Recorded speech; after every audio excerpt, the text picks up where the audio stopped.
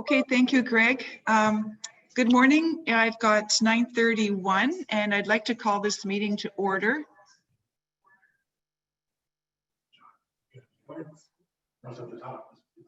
I'm just waiting for a mute to, yeah, there. So in response to COVID-19, we continue to hold our council meetings electronically. The office is open by appointment, but it's closed to members of the public, but we can have them participate.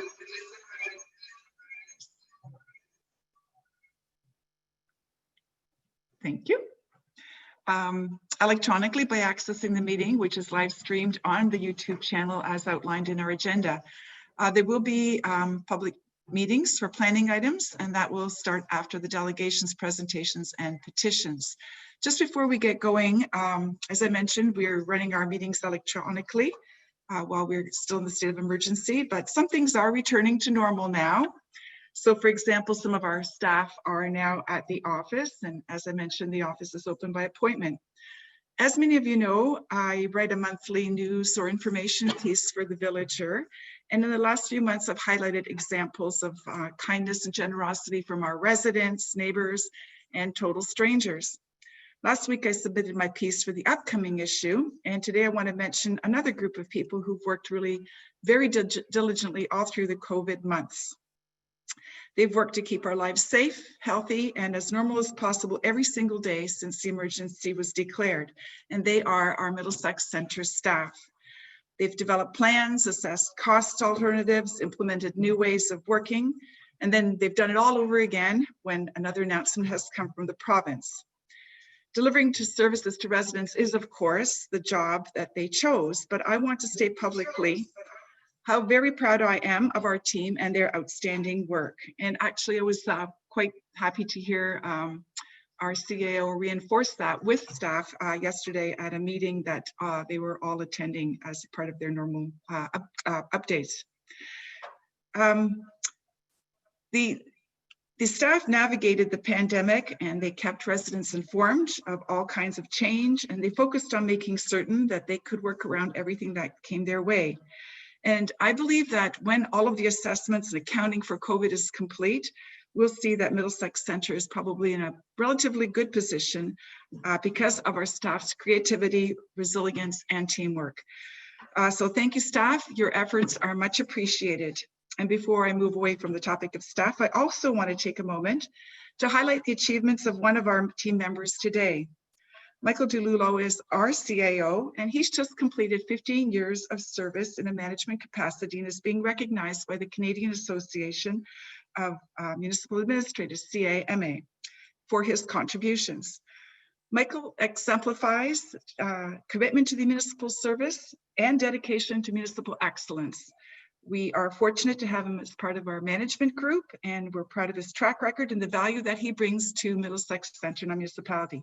So thank you, Michael, for your efforts and hard work, dedication and commitment, and congratulations. And I have a certificate of recognition and a pin for you that has been, I'll just put this on the screen for just one moment. I think that's, there we go. This is so awkward. We normally do this in council chambers. So there you are. Yes. So after all of that, now actually we can move on. There are no additions to the agenda. I'll have to ask for any disclosures of pecuniary interest. Are there any to declare? Seeing none, then we can move to delegations. The first item that we have today is a presentation by Nelson Oliveira and Stephanie Bergman from Stantec. This is report 7.1 in your agendas from our PWE department. You'll want to reference content there, and we'll promote that report to this section. I don't see Nelson and Stephanie just yet.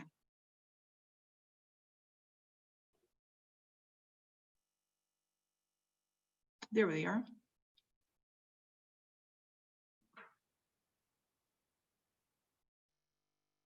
I'll just wait till the end.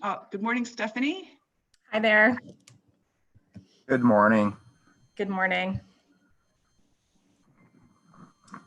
Is Nelson going to be seen? Oh, sorry. Hopefully everyone can hear me. I just got the button that allowed me to unmute. Okay, perfect. All right, I will turn it over to you to do the presentation. And we'll bring up our report 7.1. Okay, I will, I'm going to share my screen. Oh, it actually said that I wasn't able to.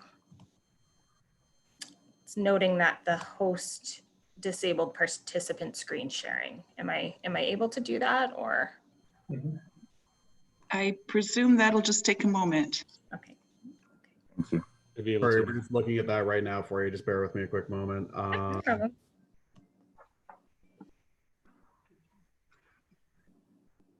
Stephanie, Michael made you the co-host. You should be able to share your screen now. You'll be able to try now, yeah. Perfect. Yeah.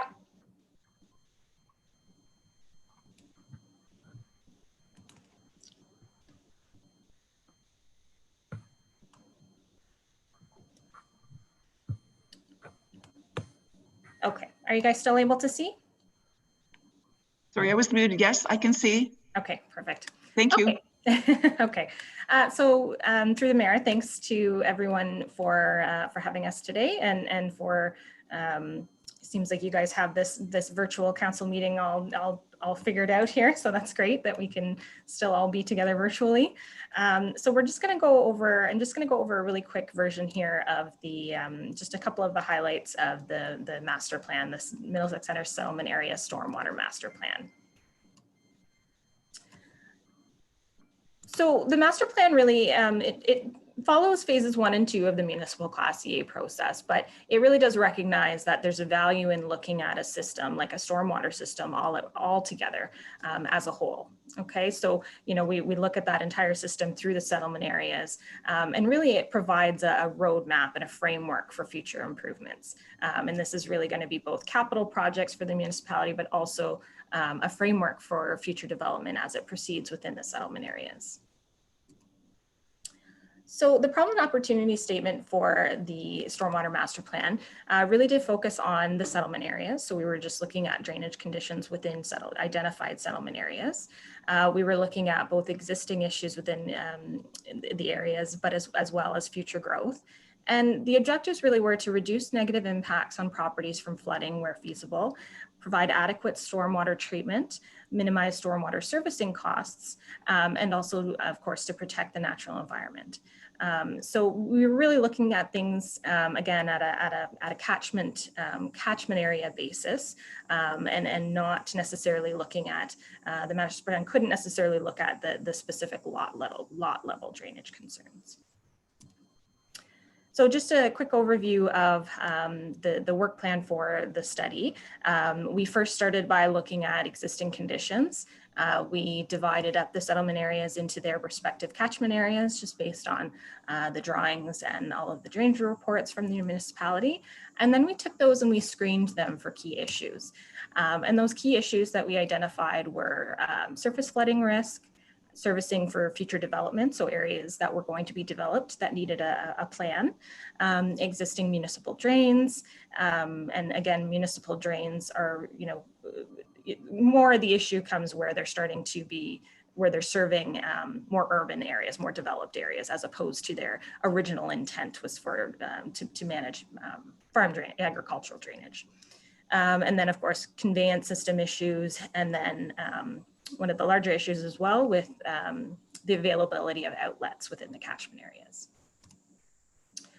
So based on that screening, we looked at a little bit more in depth at a number of the catchment areas within the settlement areas, and that includes the list on the screen here. So Arva, the future development area in Arva, Ballymote, Ilderton Drain number 2, South Ilderton Drainage Area, Kamoka Drains 1 and 3, West Kamoka Development Area, Kilworth Glendon Drive area, Kilworth East, and then Melrose. And again, these were the ones where through that screening exercise, we identified that some projects and some improvements were needed. And for the remaining settlement area, the remaining catchment areas, based on that screening exercise, there weren't any real alternatives to assess, but we did identify some maintenance and operational improvements that could be identified in some of these areas as well. So for those catchment areas that we were screening through those key issues, we developed a number of alternative solutions, and these really did vary throughout each of the catchment areas, and the alternative solutions were unique to each area. Of course, we also considered the do nothing as we do, and the alternatives often included consideration for on-site controls, or what we might refer to as low impact development measures. And then also more traditional swim measures like wet and dry swim facilities. So after reviewing and evaluating those alternative solutions, we have come up with a number of recommendations. And these recommendations do give a framework for moving forward with the design. And again, some of these projects are going to be identified as capital projects through the capital planning process. And again, the others, many will be undertaken as development proceeds. So I'll just go quickly. I know we don't have time to go through everything in detail, but we will just go over a few of the main recommendations for those catchment areas. And the first one here is the ARV future development area. And this is one where we did work with with some of the property owners and the landowners to come up with a plan for on-site controls to provide the treatment. And then that goes through over to outlet to Medway Road. And Ballymote, again, likewise, just some minor infill and rounding out of the settlement area there that we'll see.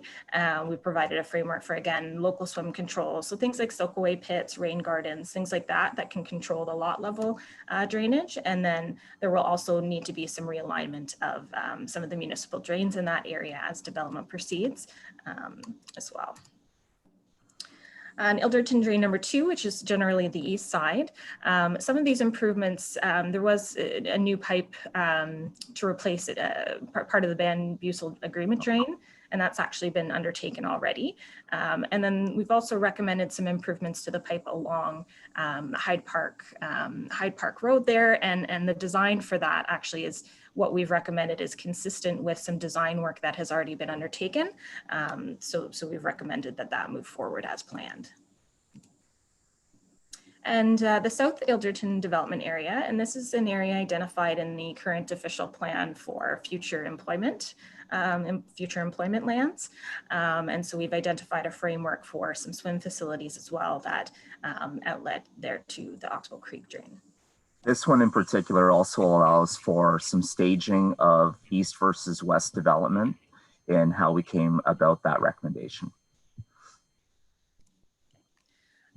And then Kamoka Drain number 1, and this was one of the more challenging areas, just considering the lack of outlets that are available. So again, we've worked with the landowners and the developers in the area, and we're looking at a swim facility located west of Kamoka Road, which would be a retrofit of one of the existing ponds in the area, which would collect the drainage from the Glendon Drive improvements, as well as some portions of the future development areas north of Glendon Drive. And that would outlet through a storm sewer south on Kamoka Road. And we've worked with the Kamoka Provincial Park as well to identify after the runoff is treated within the swim facility 1, it then gets sent through to that park pond over to an existing outlet that already exists down to the Thames River. And this is Kamoka Drain number 3, located more in the north there. And we've identified, again, we've worked a little bit with the property owner and the developer here based on their existing plans to look at a strategy for a swim facility there that ultimately outlets to Kamoka Drain 3 downstream of the Frank Drain. The West Kamoka development area, again, this is an area identified as future employment lands within the current official plan. So we've identified a strategy for servicing there, including a swim facility to to treat the water before it gets conveyed through to Komoka Creek. And the Komoka Northeast development area, again, this is another area where we have worked with the current developer. There are some development plans in the area, so we've been working with them to come up with a strategy that works, and also provide a little bit of flexibility for staging of the development area between the west and the east portions. Including a swim facility number 2, you can see there, which will mainly operate through infiltration with a few contingencies, including an emergency overflow and a pipe outlet to Oxbow Creek. And just for reference, that's essentially how stormwater is naturally being treated now in that low-lying area of the formal gravel pit. So that's what led to a big part of that recommendation, is that it's essentially functioning in that capacity already. Okay, and this is the Kilworth Glendon Drive area, so just north of Glendon Drive there, where we've identified a strategy, including a swim facility that's going to outlet through the future Glendon sewer along Glendon Drive. And Kilworth East, so this was an interesting one. There are a number of, generally everything is conveyed through the concrete lined ditches in the area, and we did assess the impacts of improving those and switching those over to more enhanced grass swales, things like that. But again, the social impacts and the impacts to local property owners would have been very significant. So at this point, we're just recommending that those concrete ditches be maintained and repaired as needed. And then the improvements from the Glendon Drive, the runoff from the Glendon Drive improvements will actually be conveyed through, again, an enhanced grass swale on the north side of Glendon Drive that will ultimately outlet to the Thames River. And Melrose, the major concern in Melrose in this existing developed area is just that some of the current drainage and the municipal drains are located within private property, which cause some issues for access for maintenance. So we do have some recommendations for some realignment of some of that infrastructure into more accessible areas. So just again, a little overview of the process. We submitted an interactive web map that allowed property owners to go in and identify any concerns with drainage, and that resulted in quite a few field visits. Our staff went out and met with quite a few property owners through the process to look at kind of what might be causing some of those drainage issues. And again, it was a bit tricky for us in terms of, not necessarily being able to address all of those lot level issues, but we have made some additional recommendations in the report, and those can be carried forward through the regular maintenance and operations from the drainage department. So that web map was released, and we also undertook 2 rounds of public open houses. We held them in 3 different locations throughout the municipality. And we also undertook a number of property owner meetings in February of 2019. And we've also had quite a few meetings with UTRCA and Parks Ontario, as well as worked pretty closely with some of the developers in the area in coming up with the study recommendations. So that's all I have. For just a very, very brief overview. I think there's quite a bit of information there in that report, but happy to address any questions. Well, thank you for that presentation. I think you've got that right. There is a lot of information there. I'll just ask if our Public Works and Engineering Director, Rob, would like to say anything before I open it to questions. Through you, Madam Mayor, I'll just say that I think this has been, I know, a bit of a long process, and I think everybody is happy to see this come to council for acceptance at this point. And I know Stantec's worked very, very hard on this project and spent a lot of time. Even when we thought we were near the end, we circled back with some developers and stuff to try to make sure that things were aligned in the with how we foresaw development occurring going forward. So. Definitely efforts have been put into that, and glad to see the finished product. Now we'll be looking to turn that into implementation through budget over the next number of years. So. Okay, thank you for that. I will ask if there are questions from any of the council. Councillor Silva, Councillor Scott after that. Thanks, Madam Mayor. Through you to, I guess maybe either Stephanie or Rob or Nelson. I'm wondering why there wasn't any discussion around the, let's use a figure number, E6. So there's a very large storm catchment area. It encompasses Parkview Public School, some recent developments near there, a good portion of Union Avenue, Oakcrest, Parkview Drive. That area around Parkview Drive, Oakcrest, Delaware Street North, I heard a lot of complaints about drainage, stormwater drainage there when I was canvassing back in 2018.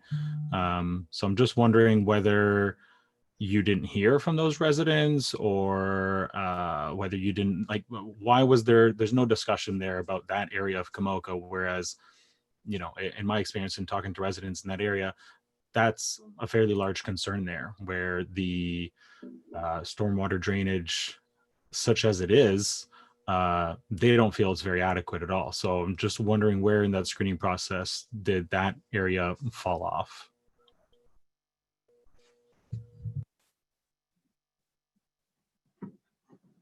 I'll jump in first, and then perhaps Stephanie or Nelson can speak to it further. But so through you, Madam Mayor, to Councillor Silva, my expectation, and as you know, this kind of was well along its way before I got involved with the project. My expectation, and I have not heard from the residents directly, is that a lot of the issues there, I'm guessing, are individual on the individual lot level, as opposed to the kind of the broader scope that they were taking in general with the project. But I'm not sure if you can speak further to that, Stephanie.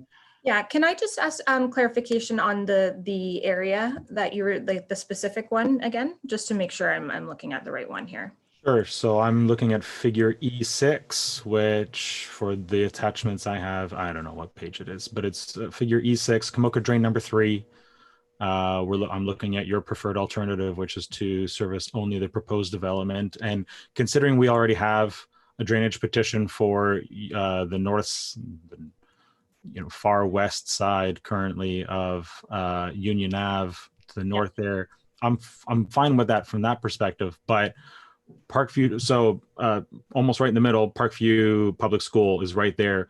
To the north of that, to the west of that, along Delaware Street North, Parkview Drive, I heard lots of complaints about basically inadequate stormwater drainage where, and I'm going to say it's not on a lot level. It's right in front of the homes where the water's supposed to be flowing, which is basically right up, butting up against Parkview Drive, especially, and then over to what is essentially, I think, a grass swale butting up on the northeast corner of Parkview and Delaware Street North. I heard plenty of concerns there last fall, and like consecutive homes, like, yeah, the water just doesn't flow very well here. It sits for a long time, and so on. Yeah, so we actually, and I think there is some correspondence in the correspondence appendix. Our engineer did go out to that area specifically to do a field assessment of drainage in that area, and then specifically along, I know it was specifically along the north side of Union Avenue as well. And I know that there were concerns from some of the property owners there. So he reviewed that area, and it indicated that the water was, in his opinion, was actually being, the drainage was functioning as it was supposed to be functioning.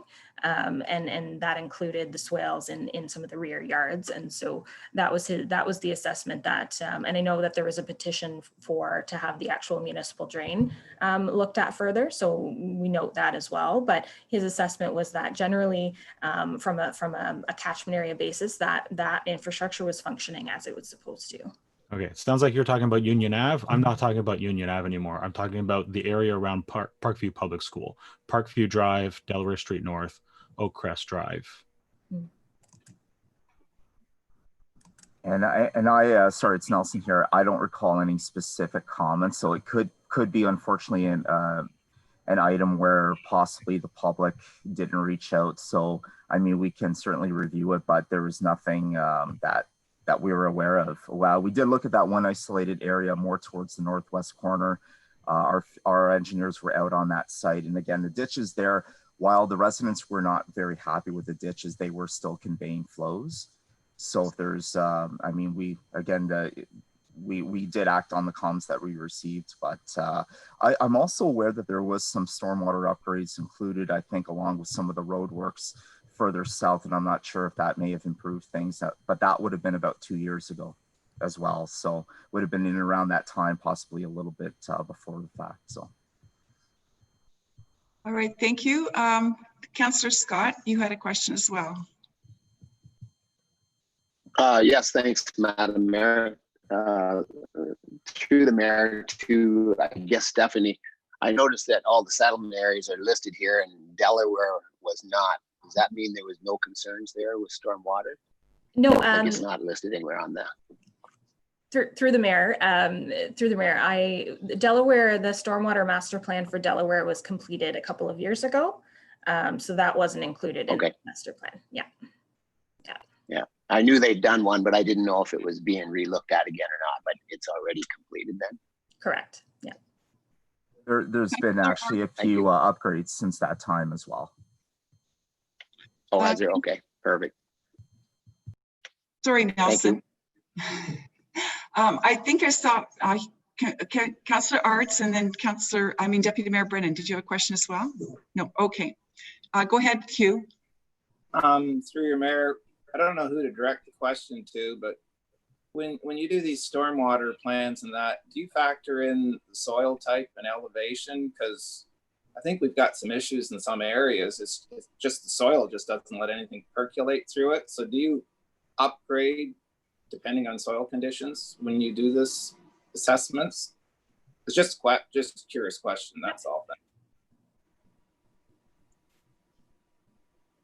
Oh. Go ahead, Yeah, Rob. I'll jump in through Madam Mayor. So yes, we don't have site-specific soil information, so we didn't have geotechnical studies completed, but we do take into consideration, say, the difference between Kamoka and Illiton, the soils there, right? So some of the facilities that are proposed in the Kamoka area, at least partially rely on infiltration, whereas the ones in Illiton do not, and that's just simply a difference in the soils. So as they progress into more detailed design, they'll have geotechnical studies done to confirm the soils that are on site, and then the detailed design would have to be amended to reflect that. Thank you. Stephanie? No, I was just going to say, yeah, and through the existing, and I know there is some information that's identified in the report as well, but through the review of the existing drainage conditions, they do review the available soils mapping and everything too, and any of the reports that have been completed for developments that have happened. So that is where they get a lot of that information as well. Okay, thank you. Are there any other questions of the presenters? Okay, seeing none. Councillor Silva. It's not a question. I guess I'm going to say, I'm sorry to say this, but I don't feel like we're done as long as it's taken to get here. I mean, to me, that area north of Parkview Public School is a glaring missing hole in this plan. So, you know, the rest of it looks great. And I commend you on all the work that you've done, and especially Kamoka Drain number 1. I think that's a great solution for that area. But I hate to say it, I don't feel like this is quite done yet. So I don't think I can endorse this as is personally. Rob, would you like to respond to that? Yeah, through Madam Mayor. Yeah. Councillor Silva, depending what those issues are, if they're more of a maintenance issue or something that we can take kind of offside from the report itself, right? If they're a kind of a lower hanging fruit that we can deal with just through our kind of more generic public works operations, we can certainly look at that as opposed to holding up the report. But that's, I mean, I'll leave that to your discretion, obviously, but just again, I have not heard any reports from the residents directly, but perhaps they had communicated with Stantec previously through this process. Okay, thank you. Seeing no other comments or questions forthcoming, the resolution before us is that council endorse the draft Middlesex Centre Settlement Area Stormwater Master Plan / Municipal Class Environmental Assessment.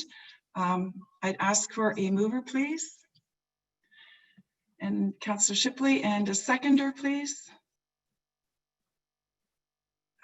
Councillor Arts, are there any opposed? And that is carried. Thank you. All right. Appreciate your time. Oh, there you are. Stephanie and Nelson for coming and giving us the overview of the draft plan. And we appreciate the work. And thanks again for attending electronically. Bye. Thanks very much. Thank you very much. Bye-bye. So we have to move back up to delegations. We have item 4.2, which is the Court of Revision. So we'll have to ask that council adjourn the regular meeting in order to sit as this Council of Revision under Section 97 of the Drainage Act as amended to consider Pfister Municipal Drain 2020 with members Councillor Arts, Councillor Heffernan, and myself in the chair. And that the Middlesex Centre Court of Revision approves the schedule of assessment for this drain, Municipal Drain 2020. I'll go first. Okay. Okay. So I'll start by calling the Court of Revision to order. And then I'll ask for order of appeals, which is easy. No appeals have been received, but there is one delegation request. So we have to promote. There's Mike, right? So just through the chair for clarity, a mover and seconder to move into Court of Revision. Okay, so Councillor Arts and Councillor Heffernan, and all in favor? All righty. All right, and there you are. Good morning, Mike. Oh, sorry. There we go. Okay, now I can hear you. Good morning. No, I can't.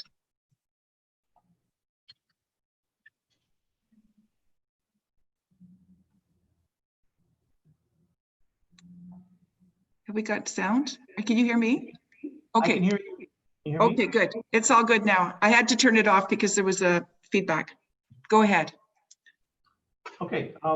Yeah, the Court of Revision is dealing with the assessments, and initially there was a concern raised, but there was some more information provided to the assessed landowner, and I believe that the landowner has decided that they're satisfied with the assessments. But I believe, and it's Pat Dewan, and I believe he does want to speak though at the court. Okay, so. He's on the phone. Oh, there he is on the phone. Hello? Hello?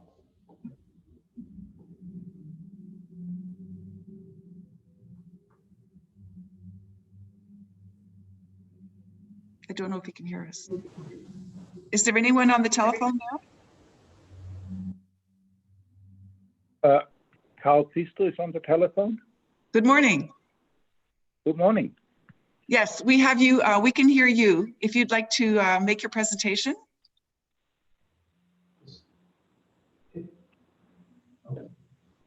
Yes. Mike or Dan, do you want to? Yeah, Carl Pfister is a landowner on the drain, but he's not the one that had the concern with the assessment. It was Pat Dewan, another landowner. So we'll have to try and get Pat connected. We have no picture. I see a telephone number. So thanks for that clarification. Okay. So we wait for him? Sorry, Madam Mayor, I don't see Pat as a participant on the call.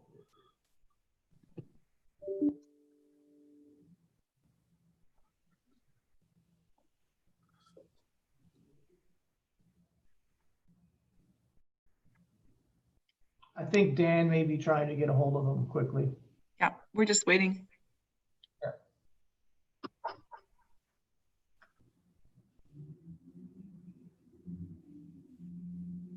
his phone line's busy, so I assume he's trying to call in.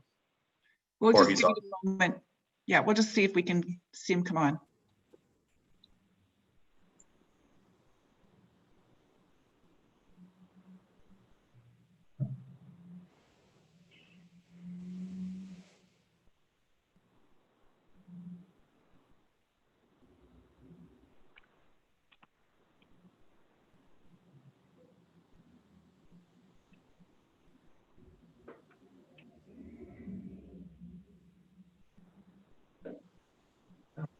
You there? Oh, you're up.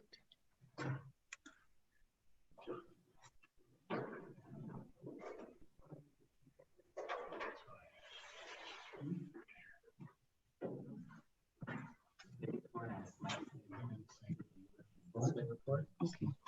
Mike, while we're waiting, would you like to give a quick overview of the assessment report, perhaps?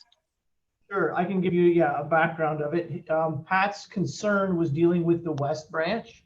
The West Branch was approximately 2/3 existing drain and 1/3 new drain being constructed on the end of that. And in the cost estimate, we are incorporating the existing drain. So the costs shown in the cost estimate and in the schedule of assessment deal with both the cost to construct the original drain privately that Pat had paid for previously, as well as new construction work from the end of that pipe up to and across the road. And so the assessments had a total of assessment of about $23,500 against Pat, but a lot of that cost is for work that's already in the ground. And because Pat spent money doing it, we gave him allowances for existing drain. The Drainage Act provides for that. It's not part of the assessment, but it's compensation that gets given back to the landowner after the fact. So the schedule of assessment doesn't show that. And I think Pat might not have been clear or to the understanding that that money is coming back to him and that a lot of that cost is for money that was previously spent. So the assessment is $23,500.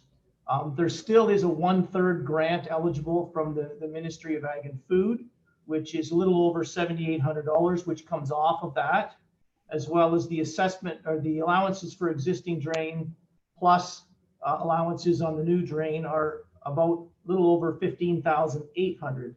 So Pat's net cost or out-of-pocket cost is actually a negative $200. So Pat will be receiving money back at the end of the day, including all the things that have happened prior.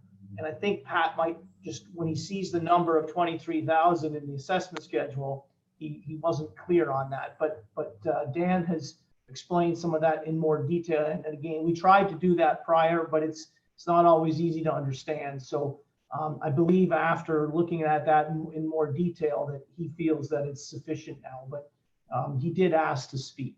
Okay, that's pretty, members of the committee, we're clear on that then? Yeah, okay. And I see that Dan's speaking to someone on the phone.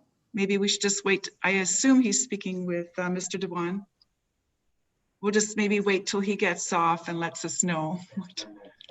Yeah, we'll move forward.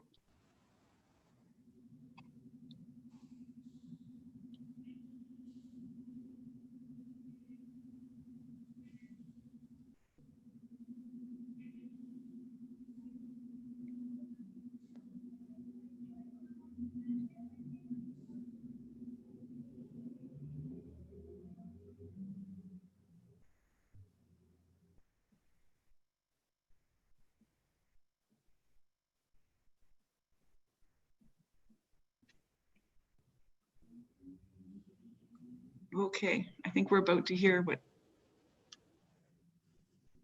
Yeah, Pat's calling in now. He'll be here shortly. Okay.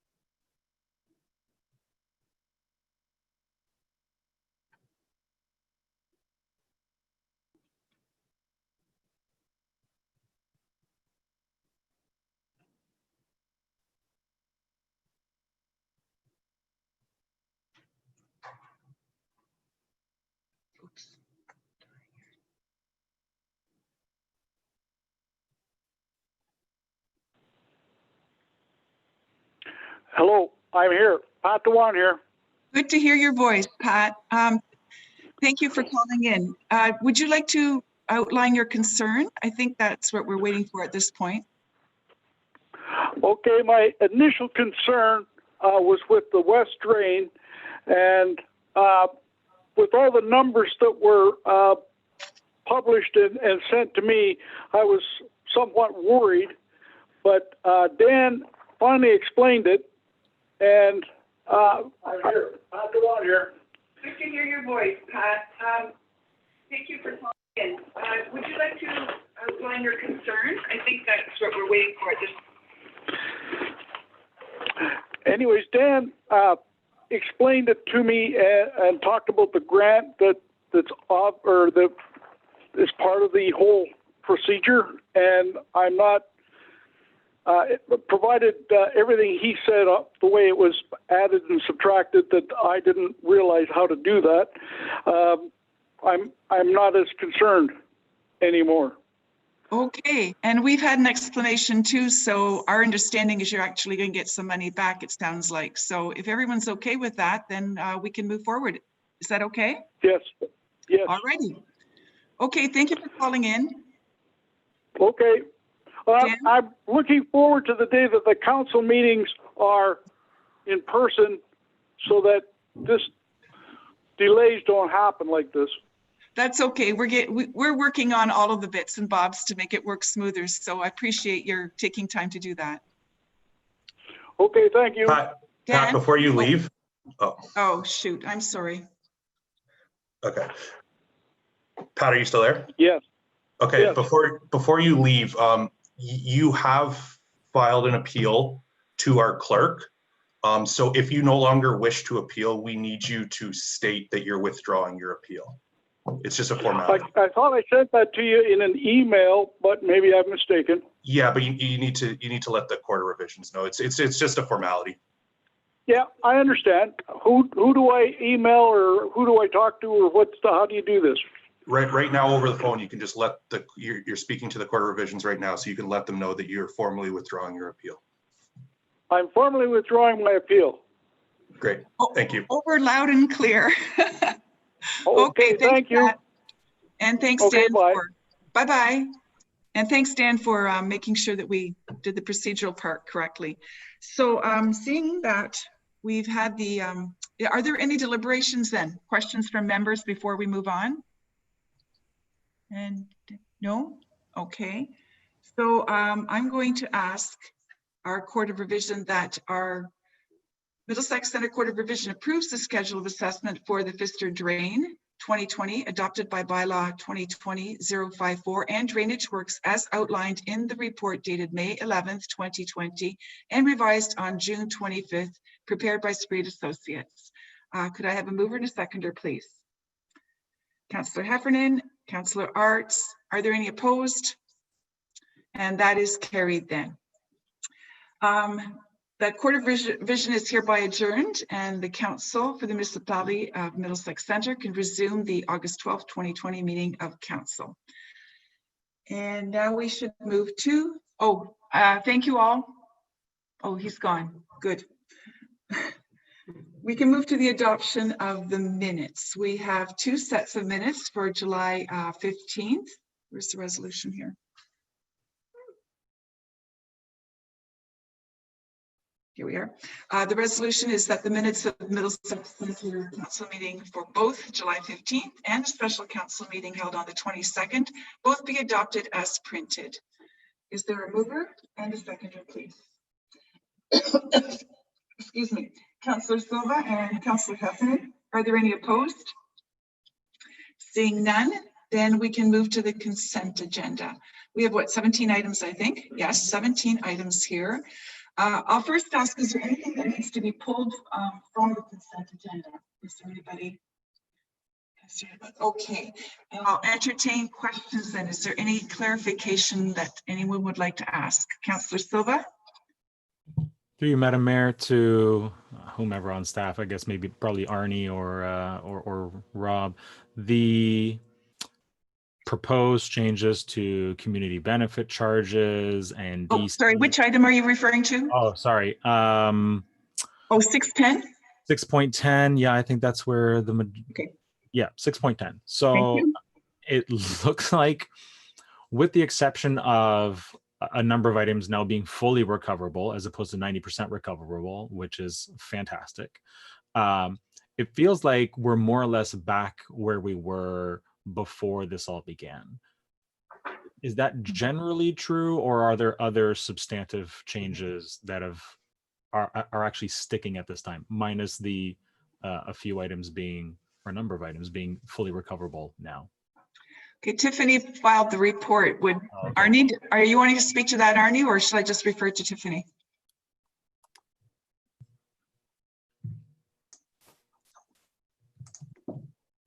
There you are. Hi, everyone. So Derek, through you, Mayor DeVete, you are correct. So the changes that they have put in place, they are removing that 10% statutory deduction. We will have to, what we're looking at now is we will have to do an amendment to our development charge study and the bylaw, which we were planning on in 2021 anyways, due to the official plan happening this year and into next year. But yes, they have removed some of those aspects. Given our municipality and the type of growth that we're experiencing, at this time, we don't believe that a community benefit charge would be beneficial to the municipality, but it is something that we would stay on top of. So these are the changes that are coming forward at this time. And I will continue to keep council informed as we get more information. Sure, that's great. My main question is actually, given the structure of DCs now, and it looks like CBCs will be optional on a municipality by municipality basis, are we more or less back where we were before all these changes were proposed? Yes. Okay, I'm glad we spent all that taxpayer money and time.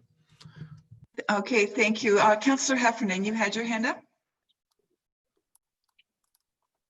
Yes, I just wanted to speak to 6.7, the financial impacts of COVID. It looks to me as though between the cost containment and the savings that we inadvertently got through hydro and fuel and what have you, more or less offset a lot of the expenses that we've had to incur. I'm not sure about interest being included in there, but that's okay.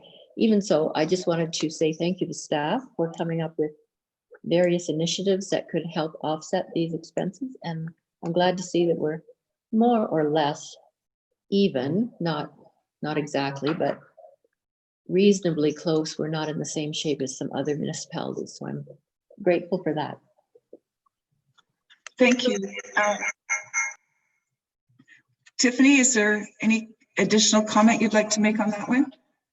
Through you, Mayor DeVete. At this time, yes, we are just continuing to monitor the situation. As council is aware, the final tax bills were issued last week, and the first due date is August 31st. So we will be watching that very closely, and we are hoping that the residents in the community that do need financial support do reach out before that time and work with the team here. And we want to continue to monitor, just especially for the cash flow purposes. But the municipality is we generally have been able to control this. We have lost some specific revenues, but we are looking at, we have plans in place in order to minimize that, the loss for the municipality, but we will continue to report this. So council is aware of all the situations happening.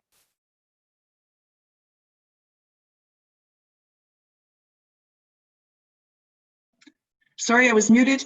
Are there any other items here that anyone would like to ask questions on? Seeing none, then the motion before us is that the consent report items 6.1 through 6.17 be approved. Is there a mover and a seconder? Deputy Mayor Brennan and Councillor Silva. Are there any opposed? Seeing none, that motion is carried. We'll move on to staff reports, 7.1. Oh, sorry, that's the one we just did. Yep. And we can move to ARVA community wastewater. Just a second here. Here we are. And I'll ask if Rob would like to present the report. There he is. You're muted, Rob. There we go. Sorry. So through you, Madam Mayor.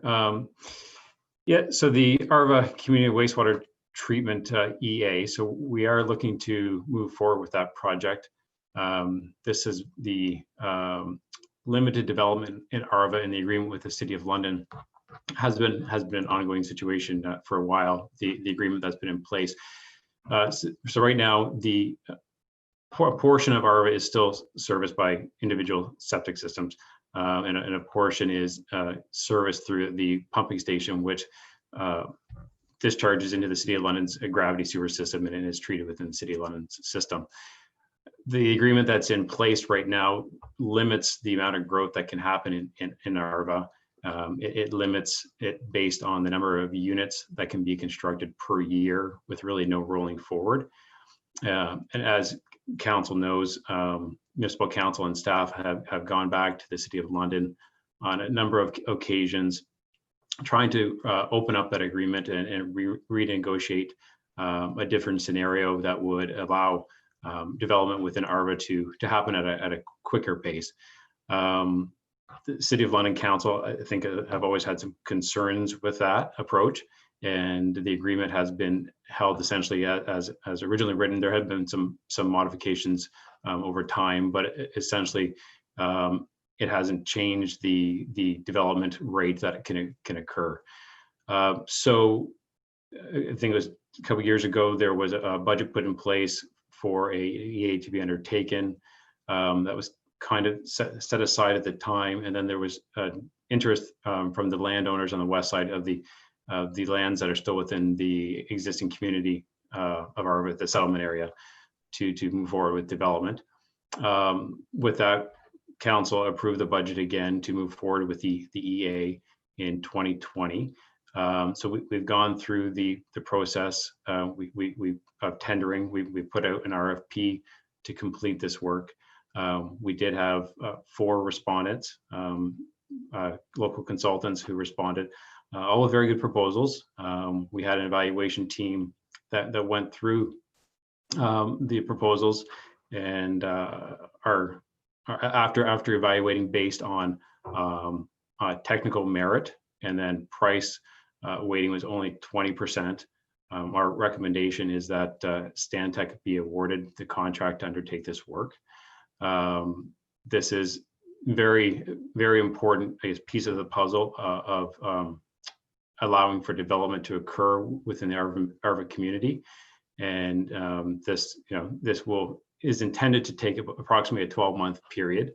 There could be complications along the way that could extend that are outside of our control right now, but Stantec has allowed for a very comprehensive public engagement process throughout the EA process, which I believe will be very important in communications with both the residents within the Middlesex Centre, as well as communications with the City of London and the Ministry of the Environment as we go through this process.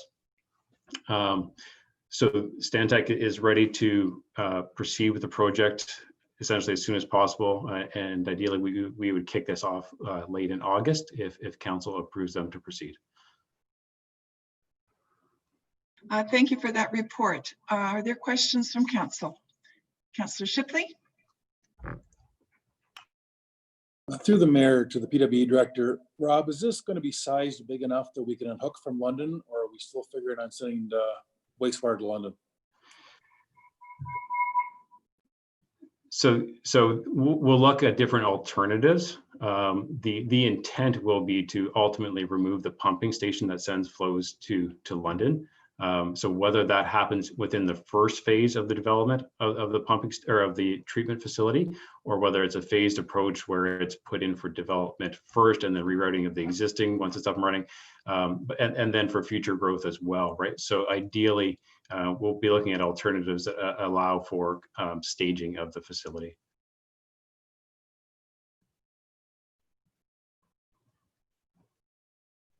Deputy Mayor Brennan. Through you, Madam Mayor, to Rob. Rob, if once we get a treatment center in there, would we then get the rest of the people that are still on septic tanks hooked up to the system to make it more viable and cost effective? So long term, that'd be a long term goal, to remove the individual private systems. That would be best done with road reconstruction as required. And you know, my expectation is that there would be some resistance from residents to go in just for the sake of going in, of getting them off that, and the cost that would be incurred. But the intent would be to allow the capacity for that to happen over time.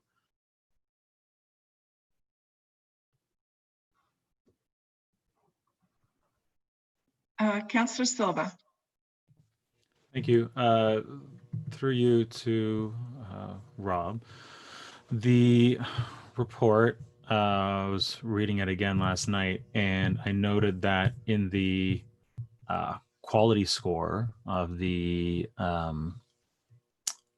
for the submissions, the one from RV Anderson is literally 1 point behind, but $92,000 less expensive. I read your point about the additional hours. You feel like they would be well spent by Stantec, but I'm just wondering whether it's really worth that gulf of cost when potentially, and maybe this violates RFP procedures, but potentially you could ask RV Anderson to add more time that you felt was more appropriate to the proposal or something like that. It seems silly to award a contract for an additional $92,000 when there's a single point difference between two proponents. So through you, Madam Mayor, very good question, and I fully expected that. And it is a difficult decision. The scoring that you see there, that's the final scoring with price included. So on the technical side, Stantec would have been a little bit further ahead from RVA. It would have been, I'm not sure, I don't have it in front of me, but probably 3 or 4 points. And then because RVA's pricing was so much lower, it closed that gap down to the single point. So that's where we go through the evaluation, and price is included, but only as a percentage of the weighting. That being said, to your point, it is quite a spread in cost, and that's where I really looked at the hours that were included and what the average hourly cost was as well. So Stantec actually had the lowest average hourly cost. So if I were to go back to RVA and ask for the same number of hours, I would have got a higher number than what Stantec provided. All right, fair enough. I know, like, it's still under budget, so it's not that big of a deal. It was, you know, literally a 1 point difference. So thanks for the explanation. Are there any further questions of staff? Okay, seeing none, then the resolution before us is that Stantec Consulting Limited be awarded the ARVA Community Wastewater Treatment Municipal Class Environmental Assessment at a total tender price of $249,936, excluding HST, and that the mayor and the clerk be authorized to execute the necessary documents. Could I have a mover and a seconder, please? Councillor Shipley and Councillor Heffernan. Are there any opposed? Seeing none, that motion is carried. Thank you. And now we need to ask that council adjourn the regular meeting to sit as a committee of adjustment under section 45 of the Planning Act as amended to consider the following minor variance applications. Could I have a mover and a seconder to move this into adjustment? Deputy Mayor Brennan, Councillor Heffernan, are there any opposed? And I'll turn it over to our chair, Councillor Silva. Thank you very much. I'm just pulling up one email from the CAO.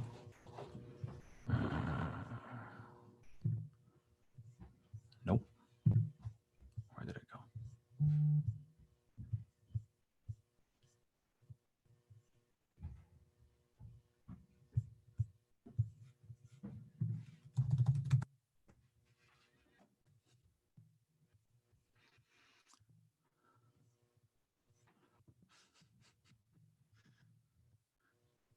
No. Where is it? Oh, I know why.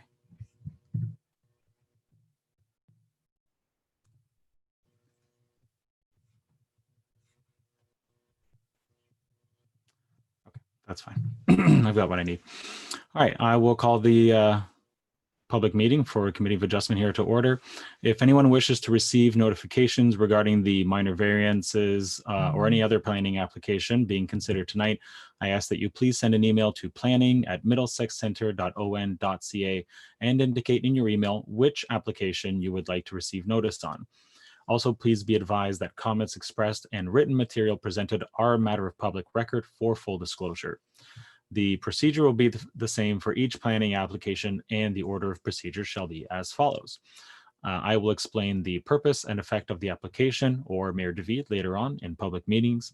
The Secretary Treasurer or Clerk will provide any additional comments received from circulated agencies and the public not included in the planning report, if any. The planner will give an explanation of the application and present the staff report. The applicant and or their agent then has the opportunity to speak to the application. Step 5 will be asking the public that have requested to participate in the meeting electronically. They'll be asked for their comments. Public participants will be unmuted and able to speak when called on by the chair. Please ensure you state your name and address so that your information can be reflected in the minutes, and speaking notes of those who have asked to participate should have already been provided to council for their information and consideration. Then the committee may then ask questions of the applicant and or staff, and the chair will then consider motions regarding the applications. Please note that there is a 20-day appeal period from today's date to allow for appeals against the Committee of Adjustments decision, and that if any members of the public or the applicant have any questions about that appeal process, you may contact the clerk, which at the moment is our CAO, Michael DeLulo. So that being said, number A05-2020, filed by Ron Rowcliffe on behalf of George David Loker. The purpose and effect of this is to get relief from the municipality's comprehensive zoning bylaws minimum interior side yard setback requirement for a building, whereas the applicant is requesting a minimum interior side yard setback of 2.53 meters for an existing building on the subject property, whereas the comprehensive zoning bylaw requires a minimum interior side yard setback of 6 meters. The recommendation is that this be granted, but let's go through the process and see what happens. Mr. Clerk, have there been any comments received in the last, 24 hours that we haven't seen yet? Thank you, Mr. Chair. No comments received. Okay. And the planner, can you please give your application or your presentation, sorry. The chair, thanks members of the committee. I'm just going to share my screen so that everyone can see the location of the proposal. So if you can see that, as discussed, the application before the committee is with respect to a property located at 22747 Kamoka Road, which is requesting a minor variance to reduce the interior side yard setback for an existing structure as a result of a consent application. The subject property is approximately 3,343 square meters and is located on the south side of Oxbow Drive, near the intersection of Oxbow Drive and Kamoka Road. It contains an existing industrial building and detached concrete block garage. The lands are surrounded by industrial zone lands to the north, east, and south, and vacant land to the west. The larger area is predominantly residential to the northeast. The lands are designated settlement area in the county official plan, settlement employment by the Middlesex Center official plan, and zoned general industrial exception M2-2, zoned by the Middlesex Center comprehensive zoning bylaw. The subject lands have received conditional consent approval, several lands under application B9-2020. As a condition of that consent, the owner was required to seek a minor variance application to permit a reduced interior side yard setback for the industrial building based on the applicant's severance plan, or to remove the structure. As such, the applicant is requesting to reduce the interior side yard setback in the general industrial exception zone to permit a setback of 2.53 meters, whereas the zoning bylaw requires a minimum interior side yard setback of 6 meters. Notice of the application was given in advance of today's meeting, as noted, and in accordance with the Planning Act procedures, no comments have been received from the public. Staff have reviewed the proposal against the Planning Act tests, local official plan, and the local zoning bylaw. As noted in the staff report, the general intent and purpose of the interior side yard setback is to provide an adequate on-site drainage, ensure access is maintained to the rear of the property, and to mitigate potential land use conflicts such as noise, dust, and odors with abutting properties. Planning staff is satisfied that the requested relief would not have a significant detrimental impact on both the subject lands and the neighboring properties. Staff also noted that the intent of the official plan is to be maintained as the proposed use of the structure is to support an industrial use of the lands. Additionally, staff feel that the proposed interior side yard setback is minor and considered appropriate, that the structure has existed on the land since 1980. As such, there is no anticipated negative impacts to the abutting lands. Given the above, planning staff is satisfied that the requested reduction to the interior side yard setback for the existing building satisfies the aforementioned planning tests, and recommends that minor variance application A05/2020 filed by Ron Rowcliffe on behalf of George Loker for relief from the municipality's comprehensive zoning bylaws minimum interior side yard setback requirement for a building, whereas the applicant is requesting a minimum interior side yard setback of 2.53 meters for an existing building on the subject property, whereas the comprehensive zoning bylaw requires a minimum interior side yard setback of 6 meters be granted. And further, that the minor variance shall only apply to the existing concrete block garage as depicted in the attached plan. And further reasons for granting the minor variance is that it complies with the general intent and purpose of the Middlesex Center's official plan, that the request complies with the general intent and purpose of Middlesex Center's comprehensive zoning bylaw. The request is minor in nature, and the request is appropriate development on the subject property. Thank you, and I'm available to answer any questions. Terrific. Thank you very much. Do we have the applicant? Oh, yeah. So there we go. Hi. Would you like to? We see you again. Would you like to add anything? Well, thank you very much. Not a whole bunch to add. Dan, thank you for that. It seems like you outlined everything fairly nicely. The general gist of it is we're a very rapidly growing business. We're happy to make our home here in Middlesex Center. It's a great community here, and I'm happy with the public response from everything. Like everyone's very cooperative out here too. But what I was wanting to get to is we're rapidly growing, and having kind of this concrete garage as kind of an excess area to grow with, that's going to help facilitate our growth further. It's already existing. It's in good condition where we really much like to keep it. Thank you very much. That's pretty much all we need to say. And if you have any questions, I'd be happy to answer them. Terrific. Yeah, I mean, this is from a severance we just did a little while ago, so I know it exists already, and I think has some for some time. So totally understand where you're coming from. Did we have any members of the public request to participate, or did we get any notes that we haven't seen yet? I'm seeing a no. Terrific. Okay. Anybody on the committee have a comment or question or concern they'd like to raise? I see none. In that case, we have a motion, a recommended motion to approve the variance application. Is there a mover for that? Mayor DeVete and a seconder, Councillor Heffernan. Anyone opposed? Seeing none, you've got 20 days and you should be good to go. Thank you very much, Council. Thank you. All right, moving on to the next one. Application A06-2020. The purpose and effect of the application for minor variance is to seek relief from the Middlesex Center Comprehensive Zoning Bylaw 2005-005, my favorite, as it relates to the minimum rear yard setback and maximum lot coverage in the UR1 zone, the owner is requesting permission to reduce the minimum rear yard setback to 5.32 meters, whereas a minimum of 8 meters is typically required, and to permit a maximum lot coverage of 35.78%, whereas a maximum of 35% is required in the zoning bylaw. So a very small variance there. There we go.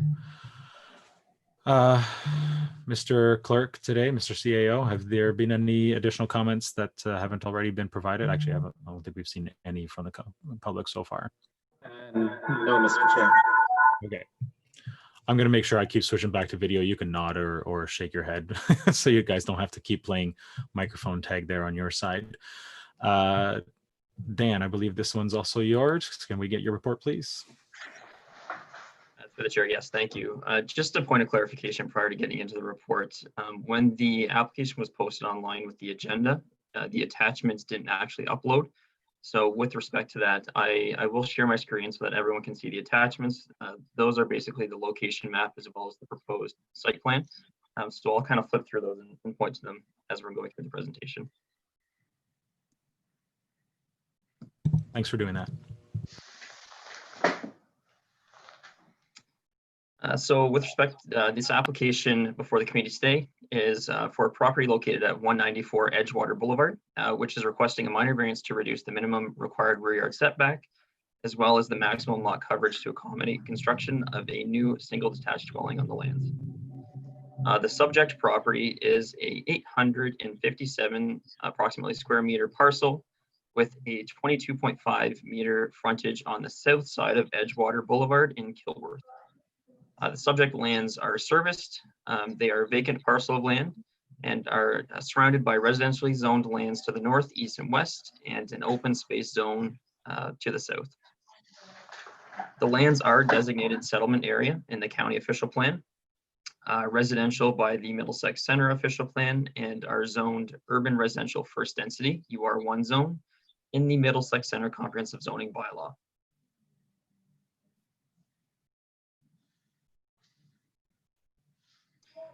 So as noted in the report, the applicant is requesting a minor variance to permit the construction of a deck attached to the main dwelling in the rear yard.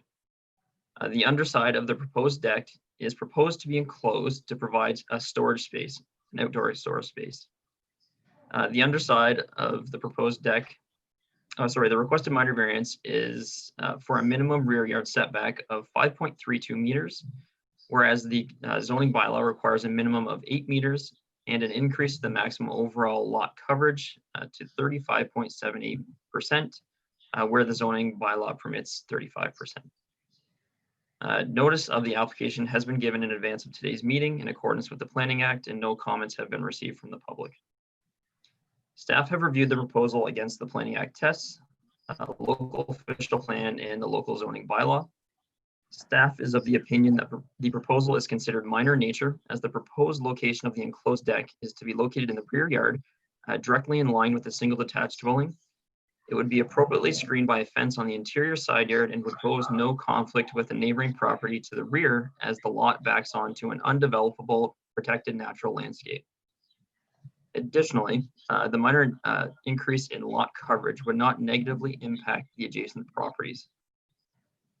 Staff is satisfied that the proposal meets the intent of the Middlesex Center official plan, as the residential designation of the property permits residential uses as well as accessory uses to the for residential purposes.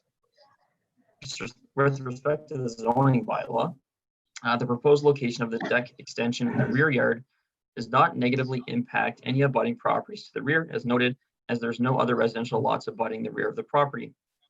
Planning staff is satisfied that the request relief would maintain the general intent and purpose of the comprehensive zoning bylaw. Also, the general intent and purpose of the comprehensive zoning bylaw as it relates to total and main use lot coverage restrictions in residential areas is to ensure that sufficient amenity space is available on each property. Planning staff is satisfied that the requested relief would not have a significant detrimental impact on the amenity space available on the subject lands. Given the above, planning staff is satisfied that the requested rear yard reduction and total lot coverage increase satisfies the aforementioned Planning Act tests, and recommends that minor variance application A06/2020 for relief from the Middlesex Center Comprehensive Zoning Bylaw in order to permit a minimum rear yard setback of 5.32 meters, whereas the zoning bylaw requires a minimum of 8 meters, and permit a maximum lot coverage of 35.78%, whereas the zoning bylaw requires a maximum of 35%, as generally shown on the illustration submitted in support of the proposal for a property legally described as Lot 72, Plan 33M746 in the municipality of Middlesex Center, County of Middlesex, be granted, subject to the following condition. That the minimum rear yard setback reduction to 5.32 meters shall only apply to the enclosed portion of the deck as shown on the attached drawing, and the remainder of the single detached dwelling shall maintain a minimum 8-meter setback as shown on the conceptual site plan. And further, the reasons for granting the minor variance is that the request complies with the general intent of the official plan. The request complies with the general intent of the comprehensive zoning bylaw. The request is minor in nature and it is appropriate development for the subject property. Thanks. I'm available to answer any questions. Thank you. Mr. Melchers, is there anything you'd like to add? No, I think Dan did a great job explaining that, and I don't have any further comments at this time unless council has any questions for me. Okay, well, first we'll turn to the public. I haven't seen any correspondence, and I think we've already addressed that, so I will move on to the committee. Does anybody have any questions, comments, or concerns to raise? I don't see any. All right, Dan's recommendation is to approve this minor variance. Can I get a motion for that? Councillor Shipley, and seconded by Councillor Scott. Is there anyone opposed? There is not. That is carried, and looks like you're on your way, Chris. Okay, thank you very much. No problem. Okay. We have a twofer, applications A07 and A08 2020. The purpose and effect of the applications for minor variance are to seek relief from the Middlesex Center Comprehensive Zoning Bylaw 2005-005 as relates to the minimum interior side yard setback in the UR1 zone. The owner is requesting permission to reduce the minimum interior side yard setback of 1.4 meters on both sides, whereas a minimum of 1.5 on one side and 2.5 on the other is normally required under the zoning bylaw. Mr. Clerk, do we have any correspondence that we haven't seen yet? Terrific. Dan, you're up. Through the chair, thanks. Again, I'll just share my screen so everyone knows the location of the lands. The application before the committee today, or two applications actually, is with respect to two abutting properties located at 254 and 258 Union Ave in Kamoka, which are requesting minor variance to reduce the interior side yard setback requirement in the urban residential first density zone for the purpose of constructing one single detached dwelling on each lot. The subject properties are approximately 626 square meters in area with a frontage each of 15 meters and are located in the Kamoka-Kilworth settlement area on the west side of Union Ave. Lands are currently vacant and are part of a recently approved subdivision. The lands are bounded by institutional use to the west, vacant land to the south, and a residential subdivision to the north in the form of single detached dwellings. The lands are designated residential in the Middlesex Center official plan and zoned urban residential first density in the comprehensive zoning bylaw. Purpose and effect of the application for minor variance is to seek relief from the zoning bylaw as it relates to the minimum interior side yard setbacks required in the UR1 zone. The applicant is requesting a minimum interior side yard setback of 1.4 meters on either side, whereas the comprehensive zoning bylaw requires a minimum interior side yard setback of 1.5 meters on one side and 2.5 meters on the other. The effect of the proposal, as noted, is to construct a single detached dwelling on each lot. No comments have been received from the public during circulation of the application, and no agencies have presented any objections. Staff note that the intent of the applicant is to construct a residential home, which is consistent with the official plan residential designation. Also, the intention of an interior side yard setback requirement in the zoning bylaw is to provide spatial separation and access on the property. Staff believe that the proposed reduction would not adversely impact the spatial separation and access intent of the zoning bylaw. Also, in review of the larger neighborhood, it is noted that existing zoning in close proximity to these lands permit interior side yard setbacks of 1.2 meters on either side. As such, staff are of the opinion that the format of development is desirable for the neighborhood. As noted in the report, staff is of the opinion that the interior side yard reductions are considered minor in nature and can be considered appropriate development for the subject lands, as the location of the proposed residential dwelling is not anticipated to cause any adverse negative impacts on the surrounding uses. Therefore, staff are of the opinion that the proposal satisfies the Planning Act tests and recommends that minor variance application A07/2020 and A08/2020 or relief from the comprehensive zoning bylaw in order to establish an interior side yard setback of 1.4 meters on either side, whereas the bylaw requires a minimum interior side yard setback of 1.5 meters on one side and 2.5 meters on the other side for properties municipally known as 254 and 258 Union Ave be granted.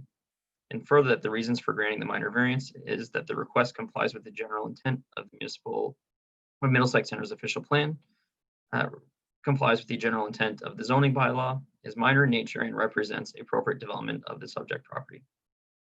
Thanks, and I'm available to answer any questions. Thank you very much. I'm guessing we have Jay, I'm going to take a guess, Stegehuis. You probably pronounce it differently. Do you have it? Are you Jay? Sorry. Yes. Terrific. Oh yeah, there your name is. Do you have anything you'd like to add?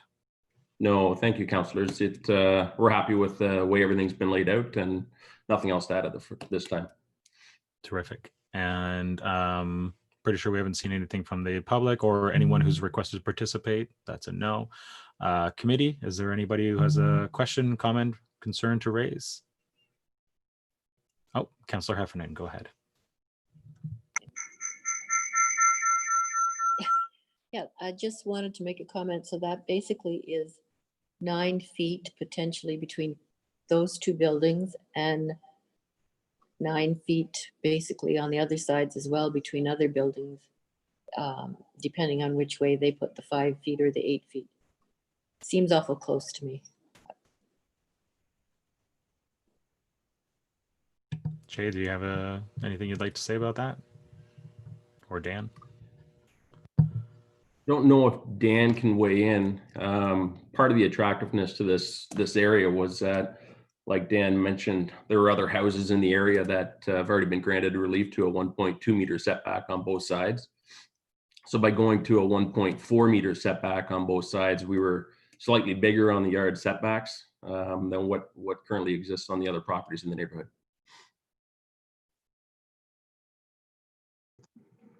Yeah, through the chair to Councillor Heffernan. And looking at the general area, certainly there's zoning just north of this property. I think it's a UR1-35 exception zone, which does allow for a reduction to 1.2 meters on either side.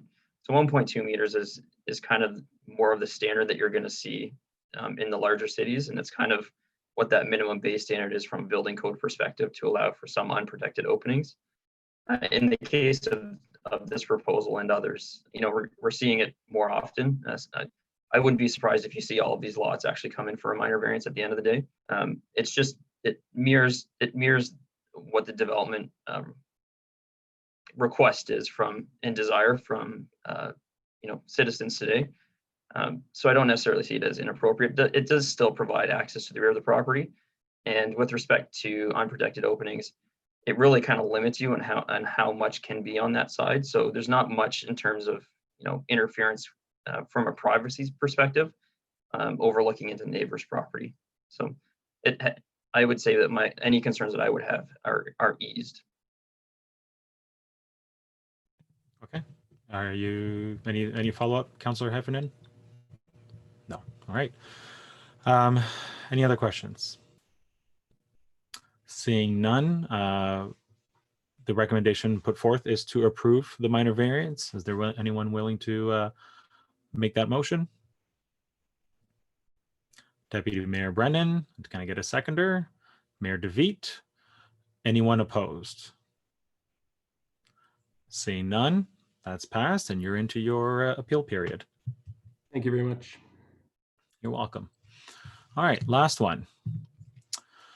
Application A09-2020. The purpose and effect of the application for minor variance is to seek relief from the Middlesex Center Comprehensive Zoning Bylaw 2005-005 as it relates to placement of a pool in the exterior side yard for a lot zoned hamlet residential first density exception, HR 1-1 zone.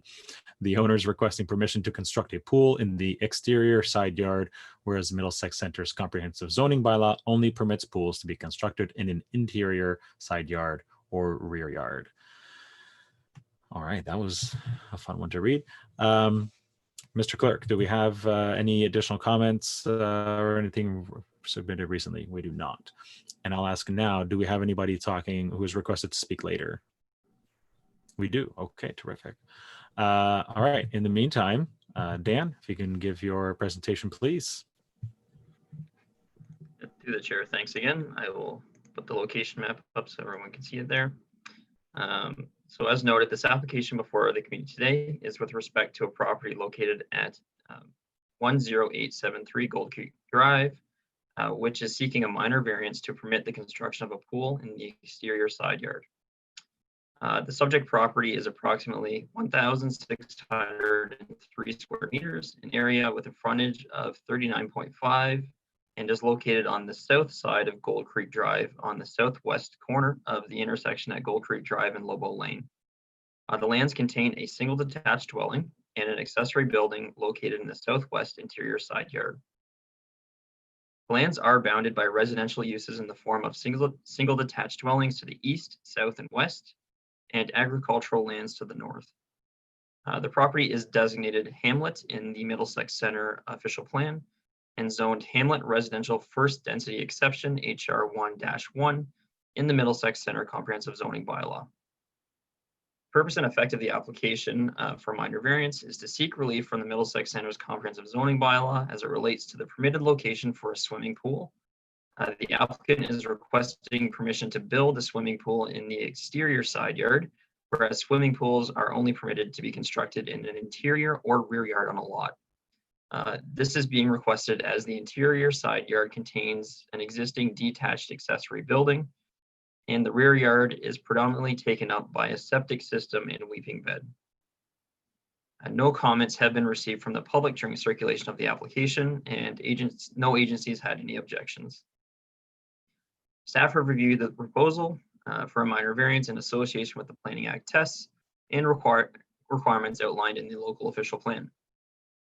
Staff is satisfied that the proposal is minor in nature, as the proposed location of the swimming pool will be set back beyond the front wall of the house and will be appropriately screened by a fence and existing mature tree line. Therefore, staff are not anticipating any negative adverse impacts on neighboring properties. Staff is also of the opinion that the proposal is appropriate for the property as a swimming pool is a common accessory use to a single family dwelling. Likewise, staff is satisfied that the proposal meets the intent of the local official plan as the hamlet designation of the property permits residential uses as well as accessory uses for residential purposes. With respect to the zoning bylaw, staff note that the intent and purpose of an exterior side yard is to ensure that the pool is located at a safe distance from the traveled portion of the road allowance and that the residential dwelling unit remains the main use on the lands. Staff note that the pool will be fenced, reducing concerns for traffic safety. Additionally, Lobo Lane, as a local road, would have limited traffic impact. As such, staff are satisfied that the proposal would maintain the general purpose and intent of the zoning bylaw. Given the above, planning staff is satisfied that the requested location of a swimming pool in the exterior side yard satisfies the aforementioned Planning Act tests and recommends that minor variance application A-09/2020 filed by Margaret Walker and Michael Sloan for relief from the Middlesex Center Comprehensive Zoning Bylaw in order to permit the installation of a swimming pool in the exterior side yard, being closer to the exterior lot line than the single detached dwelling on the lands, as generally shown on the illustration submitted in support of the proposal for a property legally described as Lot 1 and 2, Plan 89, in the municipality Middlesex Center in the county of Middlesex be granted, subject to the following condition: that the swimming pool be constructed in the same general location as specified in the application submission. And further, the reasons for granting the minor variance include that the request complies with the Middlesex Center official plan, the request complies with the general intent of the zoning bylaw, the request is minor nature, and the request represents an appropriate development on the subject property. Thanks, and I'm available to answer any questions. Thank you. There we go. Looks like we have Margaret on the phone. As soon as we get her unmuted, happy to hear anything you have to add, Margaret. I don't have anything to add. I just want to thank Dan. It's pretty simple and look forward to having a pool. Terrific. And I guess maybe for anybody who's watching and hasn't seen it yet, I think the proposed pool is actually a fairly it's a very reasonable size. It's like 3 meters by, I don't know, 5 or 6, something like that. It's fairly small, and as far as pools go, and I think it's certainly far enough away from Lobo Drive there, it shouldn't cause any problems. Mr. Clerk, you said there was someone who wanted to speak. Was it just Margaret, or was it another member of the public? No, through the chair, just Margaret. Okay, got it. Just Margaret then. Terrific. Okay. Committee, is there any questions, comments, concerns you'd like to raise? Seeing none, as Dan noted, he's recommending approving the minor variance. Can I get a motion for that? Councillor Shipley and seconded by Councillor Heffernan. Anyone opposed? Seeing none, Margaret, you're in your 20-day appeal period, and if everything goes well, you should get your pool soon.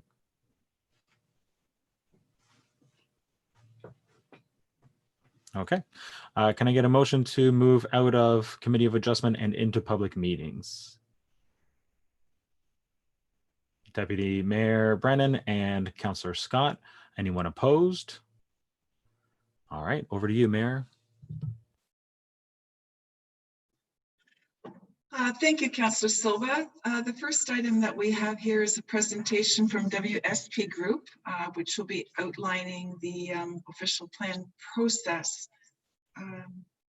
Just think, Matt, or Marianne, are you going to introduce Matt? I don't see him here yet. Through you, Madam Mayor. There he is. Logged on. Did you want to introduce us to this then, Marianne, and hand it over to Matt when you're done? Yes, thank you, Madam Mayor. So as members of council may know, the official plan review process has commenced by municipal staff. This presentation today by Matt Alexander is in fulfillment of Section 26 requirements from the Planning Act to have a public meeting. This in no means this is our only public meeting. We will have future open houses and opportunities for the public to comment and to provide feedback to the public. Feedback to council and to WSP Group. And I'll let Matt take it away to go over the overall process. Okay, thank you. Good morning, Mayor and members of council. Thank you very much for having me this morning. I hope that everyone can hear me okay. Getting nods, that's great. I do live across the street from a construction site, which is the reason for the headphones noise canceling effect. So I'm sorry if there's any noise that comes through. I do have a presentation, so I will share my screen and proceed with that. And so you should be seeing PowerPoint. Okay. So this meeting is, this presentation is part of Section 26 required meeting for the official plan review. I'll begin with a brief outline of the presentation. I'll talk about the purpose of the meeting, the purpose of the study or the work plan, the official plan review itself, as well as an overview of the tasks that we'll be undertaking over the course of the next little while in preparing the official plan update. I'll review some of the policy foundations for updating the official plan and key matters to review, as well as the next steps in the process. So the Planning Act mandates that a special meeting of council be held to begin the official plan process, the official plan update process, to be open to the public and to discuss potential revisions. And the purpose of this meeting is to talk about the specific policies that might be updated, the reasons for the update, and to provide the public an opportunity to provide input on issues or matters that should be considered moving forward. So why are we doing an update? The current official plan was last updated in 2011, and the Planning Act requires that an update take place, or at least that a review take place every 5 years, and that the official plan be updated if necessary. This review is going to focus on a number of amendments and updates that have taken place at the provincial and county level, as well as looking at conservation authority strategies and studies. The key ones are the Planning Act has been amended a couple of times since 2011. We have a new provincial policy statement released this year, and the ongoing update of the Middlesex County official plan, or the upcoming update. So all of that needs to be taken into consideration, and the new official plan needs to incorporate those policies as appropriate.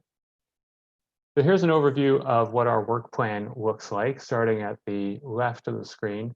So this year, we've already undertaken some background work to sort of ramp up and get things going before this meeting. This included an internal project initiation meeting with staff, preparation of a communications and engagement strategy, so we know how we're going to be talking to the public and the different events and activities that will be taking place. We've met and spoken with your consultants related to the strategic plan so that we can align things as closely as possible and try to find efficiencies as far as engagement and the survey, which I'll talk about a little bit later. And right now we're at the Section 26 Council meeting. In the next phase, we'll be preparing our background review, which essentially looks at all the facts and figures and everything that applies to Middlesex Center and is relevant to the official plan. We'll also be undertaking a pre-consultation meeting with the county and conservation authority to get a little bit more detail on specific changes that they're going to be looking for. We'll be undertaking some policy and vision workshops to make sure that that we're moving forward in a direction that makes sense for the community and that represents what council and stakeholders and staff see as the future for Middlesex Center. We'll also start preparing 5 different discussion papers that focus on key issues, and I'll talk about that a little bit later, as well as a draft document alignment review. Early in 2021, we'll be preparing a directions and recommendations report, which essentially takes all of that background information and synthesizes it into a few recommendations that we feel are appropriate for the update. That will then go to public and stakeholder consultation, and we will then finalize the document alignment report and recommendations report based on some of the feedback that we receive in response. And finally, in phase 4, we will draft an amendment to the official plan that updates policies, hold the statutory public open house and public meeting to present those final proposed amendments, and finalize the amendment for council adoption. We'll also be looking at opportunities to align the zoning bylaw with the updated policies. So this slide provides an overview of our public and stakeholder consultation strategy and some of the tasks that are involved there. Just wanted to give a little bit of a focused view on this. We've already prepared the communications and engagement strategy, and this is the special council meeting. In consultation with the municipality and with your strategic plan advisors, consultants, we've helped prepare a vision survey, which is open to the public, which has been promoted by the municipality and has already received a number of responses to essentially get a sense of what residents are thinking about as far as future development and growth in the community and what's important and what we need to focus on and emphasize with the official plan. And then you can see the other activities that we have coming up, a number of internal staff technical advisory committee meetings, as well as stakeholder advisory committee meetings that that will hopefully get some focused feedback on directions to take. And the final pieces will be the statutory open house and meeting and the council adoption. The thing for anyone, for members of the public to understand is that these aren't the only opportunities to provide feedback. So if you can't make it to a meeting, or you haven't reviewed or participated in a survey or anything like that, that's okay. We're open to hearing any comments in any form. So they can write or email or phone the municipality with comments, and those will all be considered and addressed before the official plan is finalized. There's lots of opportunities there. And the official plan is all about policy. And the policies have statutory requirements to be consistent with the provincial policy statement, which is a province-wide policy direction document, and to conform with the Middlesex County official plan. So we'll be reviewing the policies of the existing official plan. We know the PPS inside and out at this point, and seeing if there's anything that needs to be updated. A lot of the time it's aligning definitions, but in some cases there are specific policies that need to be implemented at the local level. So we'll be looking at that. We'll also be updating the official plan as it relates to natural heritage policies and any new mapping or significant features or anything like that that have become apparent since 2011. And the source protection plans are also extremely important. And we'll be sure to make sure that the policies align with the direction there. So the discussion papers, these are going to be the background. They form the basis for any amendments that we're going to recommend later on in the process. So the first discussion paper is focused on growth management and essentially looks at population forecasts that have been prepared, updates them to reflect what's taken place in the last few years, and looks at opportunities for accommodating that growth that we're expecting to see in the future. That may require updating policies for intensification, or it might be identifying areas for new development that that are required to accommodate that growth. The Middlesex Center official plan should identify an intensification target of 15% and provide policies to direct residential intensification to appropriate locations. And of course, this is a discussion paper. So we'll be preparing a lot of background information and making some recommendations, but this is open for discussion. And the goal is to find a solution that is appropriate for Middlesex Center. Discussion paper number 2 is focused on infrastructure. So that means sewer and water, stormwater, and transportation infrastructure. And once again, what do we need going forward in the future of Middlesex Center and what's appropriate for the community? So that's what we're going to be looking at in that paper. Discussion paper 3 focuses on natural heritage and hazards. So are there significant natural features that need to be protected? Are there hazard lands that people need to be protected from? We'll be reviewing mapping to make sure that it aligns appropriately with the established mapping from the province and from the conservation authorities. And we'll also be reviewing policies that make sure that new development isn't located in areas that are hazardous or that will destroy significant natural features. Discussion paper 4 is less focused. It's more about the general policies. So we'll be looking at aligning, making sure that that terminology is consistent between the municipal official plan, county official plan, and the provincial policy statement. We'll also be looking at some of those broad policies about the location of development or road strategies or types of housing types, housing options and housing types. There's been a number of changes to the PPS with relation to that. Again, general policy matters, we'll be looking to staff to let us know what's been working and what hasn't been working. What are the sort of policies that have been causing a little bit of problem here and there, and are there opportunities to streamline or make the planning process more efficient within the municipality?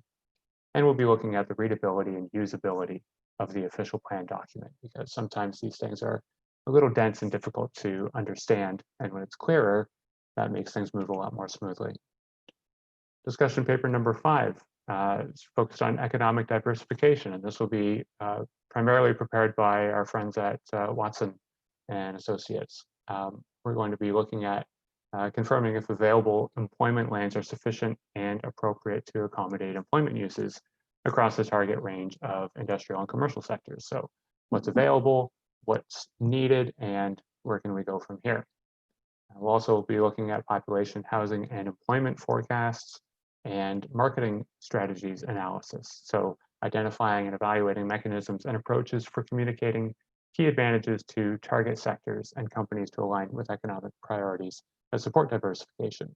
Because when employers are looking for a new location for a facility, they do look at the official plan and they look at the zoning bylaw and they see what works, what's already permitted, what they think they might be able to get approval for.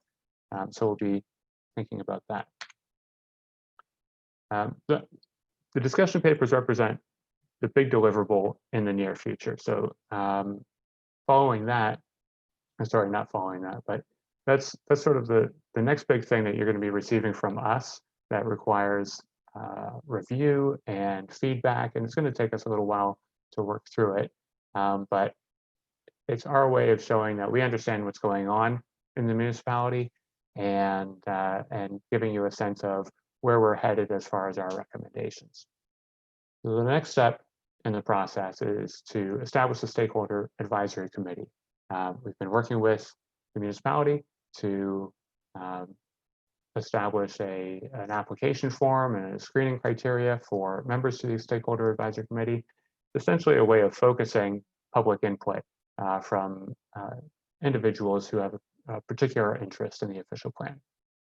We will be holding a visioning workshop, preparing the draft discussion papers and the directions and recommendations report by this winter, and holding a public open house in the spring of 2021. We anticipate at this time that the draft official plan amendment would be prepared in the spring or early summer of next year, and that will culminate in the statutory public open house and public meeting next summer. The final official plan amendment and any zoning bylaw amendments would be ready for adoption by council by the end of August of next year, provided everything goes smoothly. And hopefully we can have that meeting in person. So I'm here to essentially hear feedback from you on what you feel are the priorities for the official plan review, to answer questions and to listen to any public comments that might be made at this time. So with that, I will stop sharing my screen and we can have a conversation if you like. Thank you for that, Matt. That was logical, orderly, and comprehensive. If we're following public procedure rules here, I think I'm supposed to ask for public comments before the committee itself or the council itself gets into questions. And I believe we have one person who wants to speak. I see her name is on the line. So, oops. I'm going to ask Jane, if you'd like to make your comments now, please. We'll get your input. Can you hear me? Yes, we can. Oh, okay. I did myself, Jane. Sorry. Yeah, go ahead. Okay, Madam Mayor, members of council, staff, Mr. Alexander, and fellow residents. My name is Jane Campbell, and I reside at Hillview Farm, 22924 Kamoka Road, Kamoka. Before beginning my comments today, I want to advise council that I did submit my comments regarding the proposed Renwick Estates development from last July for consideration for this official plan review. I'm going to address 4 issues today: protection of farmland, official plan amendment number 28, schedule A2 with respect to the proposed Renwick Estates development. 3, official plan amendment number 33, the severances of surplus farm residents. And 4, rezoning our farm back to A1. One of the 5 themes identified in the 2012-17 strategic plan was planning and positioning. One of the strategic priorities was to preserve rural heritage.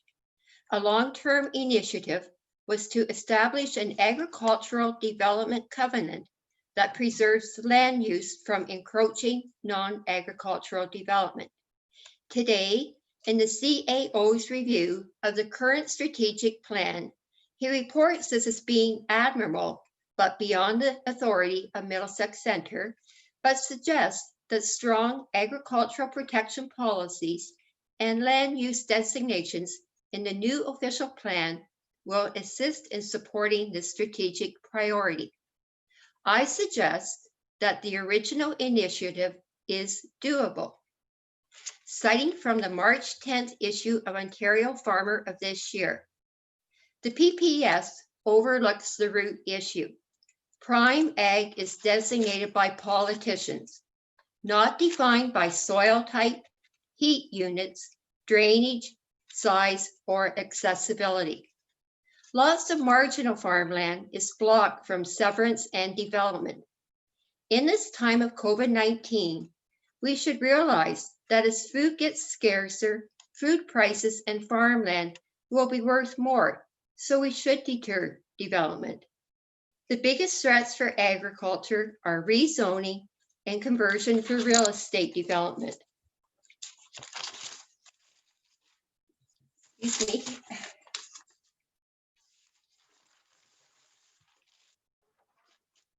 Our remaining stock of farmland that should be protected from foreign ownership is the foundation of our food security. Housing markets in Toronto and Vancouver have measures to protect them from foreign acquisition. Farmland is still a free-for-all, with speculative values often 2 to 3 times the productive capacity of the land. With respect to issue number 2, I am critical of amendment number 28, schedule A2. This schedule lacks the detailed legend of how land use was to be changed. This was the one that Dirk Vanderwerf completed the big Kamoka Kilworth review back in 2011-12. Schedules A1, 3, 6, 8, 9, and 11 all had text descriptions of land designation changes, but for some reason, this information was not given for A2. I do not believe that an agricultural impact assessment was completed for moving the northwest settlement boundary of Kamoka. This is the area designated for the proposed Renwick Estate development. Many agricultural impact assessments are initiated by municipalities seeking to expand their settlement areas. I am requesting today that an AIA be completed for this parcel of land. On August 6, 2019, I gave 14 pages of comments and questions to Kelly Henderson regarding this development. To date, I have not received a response.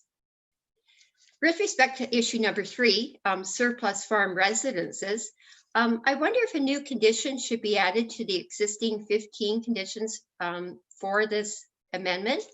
At a recent application review, reference was made to the home farm having a habitable residence. I suggest wording similar to this be added to the amendment to help avoid future legal challenge. It just might help deter that happening in the future. Finally, I want to request that our farm that we have owned since 1924 be rezoned back to A1. We did not want the development to the south of our farm. According to the Farming and Food Production Act, no municipal bylaw can apply to restrict a normal farm practice that is carried on as part of an agricultural operation. We have always had livestock on our family, and our family or any future owner should not be restricted in their farming practice. We have the right to farm.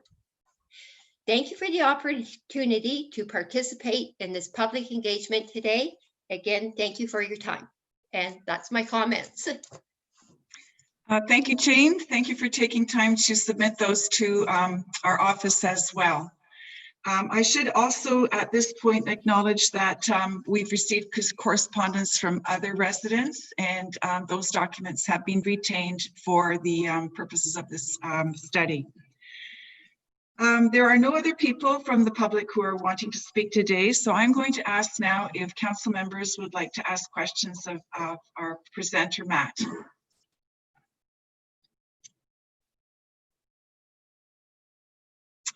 I see none.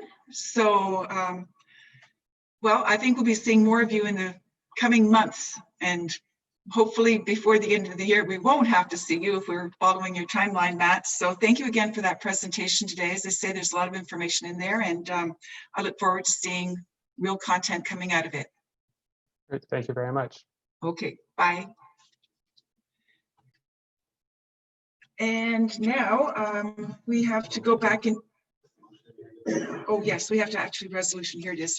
So the resolution before we move back is that the presentation from WSP Group outlining Middlesex Centre's official plan review process be received, and that the comments from the members of the public be received for consideration by staff and WSP Group for the development of the official plan.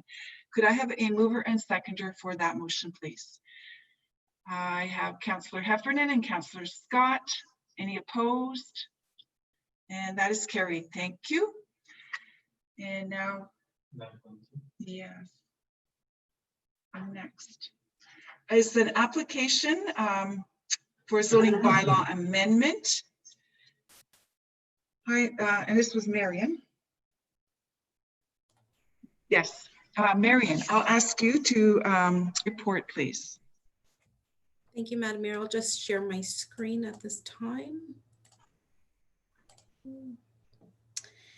Okay, so through you, Madam Mayor, the purpose of this application is to rezone the lands in order to fulfill a condition of consent for the land at 15626 15 Mile Road.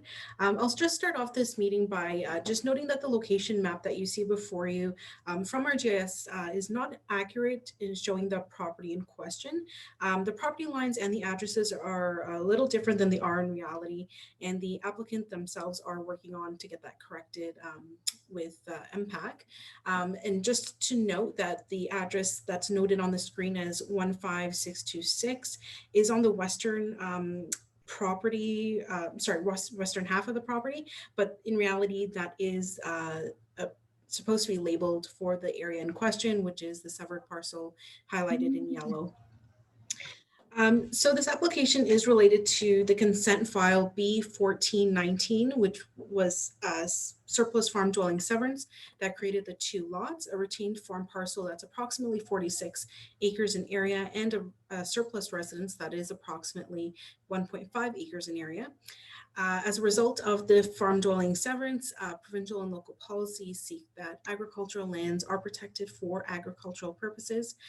Therefore, the retained parcel is proposed to be rezoned to agricultural no residences, or the A3 zone, which prohibits new residences from being constructed on the property, as well as recognizing the undersized farm lot size and the lot frontage.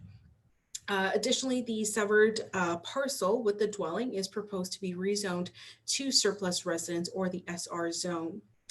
This application was circulated internally to municipal staff, and they had no concerns with this rezoning. Additionally, the Upper Thames Conservation Authority did not have any objections to the rezoning. Notice was provided in accordance with the Planning Act, and we have not received any comments from the public. So the conditionally granted lots do meet the standards of the requested zones and is consistent with all applicable policies. As such, planning staff recommend that the application is approved, and I'll be happy to answer any questions. Thank you for your presentation. I wonder, is there any, oh, there you are, Mr. Manders. Is there Yes. anything you'd like to add to the presentation? No, thank you. I've learned a lot in this process, and I think that summarizes it well. And yeah, I have nothing to add. All right, thank you. Then there are no public comments listed. I'll open it to members of council to ask any questions they may have. Councillor Arts. Through you, Madam Mayor, to Marion, I had some questions and she answered them all, so I'm satisfied with that. As far as the map, I'm agreeing to what the blueprints say. I'm just noting that because, like Marion said, that one on the screen, it's not right.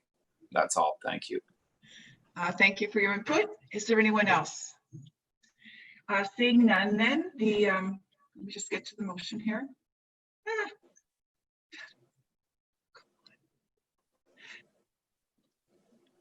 The resolution here is that the zoning bylaw amendment application filed by Christian Hamber on behalf of Paul Manders and Suzanne Manders for the severed and retained lands of consent application B14/19 in order to implement the severance of a surplus farm residence be approved.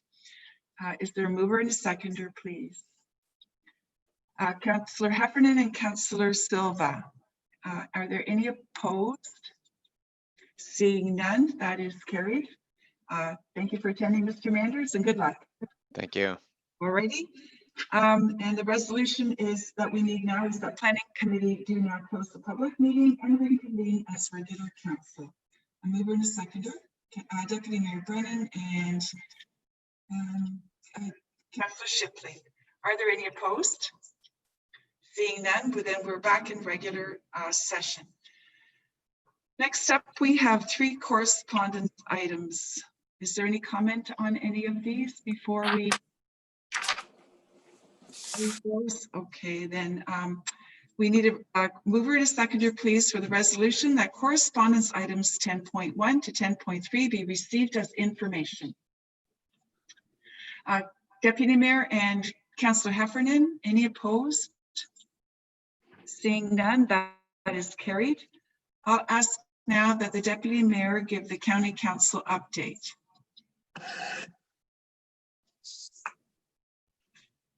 Thank you, Madam Mayor.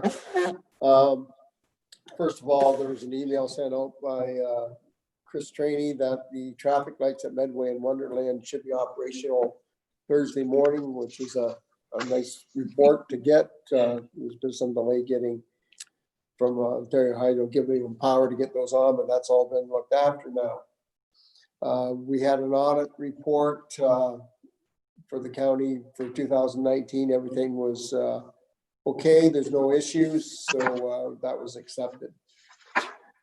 The big concern, one of the concerns was with the paramedic service. There's a cross-county billing service that the province instituted a number of years ago, but they have now ended that legislation, so you don't have to do it that way anymore. The Middlesex County was billed $26,700 from Oxford County for responding to calls in Middlesex County because they were the closest ambulance service. We had 3 options. We could terminate the agreement, we could extend the agreement, or just continue on with the agreement until 2021. If we terminated the agreement, there would be no cost for paying for other ambulance services coming into Middlesex County, but the nearest ambulance would still be dispatched to the incident as required in Code 4 incident. So Council has decided to keep the contract till the end of 2020 and then terminate it, as there's no real need to be paying for services. We will reciprocate and go to Oxford County or any other county, surrounding county as required. So we have decided to terminate that agreement.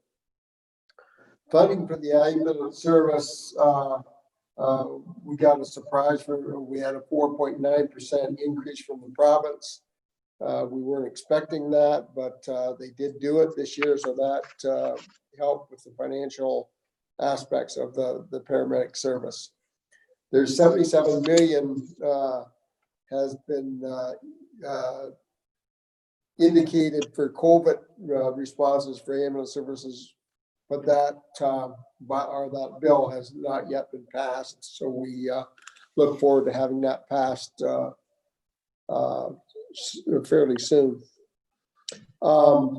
The financial statement for the county for 2019, there was a $471,129 surplus, operating surplus, and that money will be going into the tax stabilization reserve fund. And so that was a positive story also. Winter maintenance agreement with Land and County. A new agreement has been signed, a 10-year agreement. It's cost neutral. It's simply a plan where our county or their county come into each other's jurisdiction to finish plowing a road rather than trying to turn around in the middle of a road somewhere.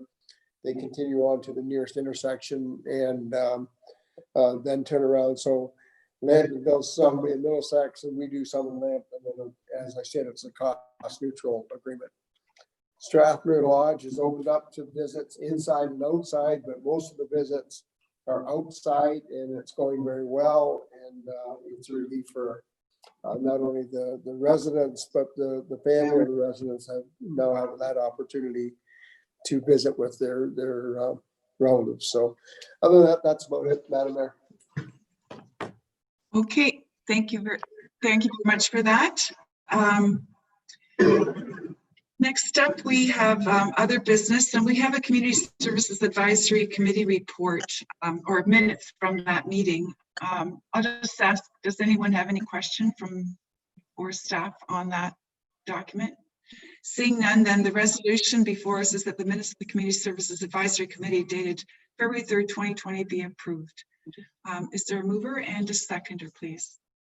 Councillor Shipley and Councillor Silva. Any opposed? Seeing none, that is carried.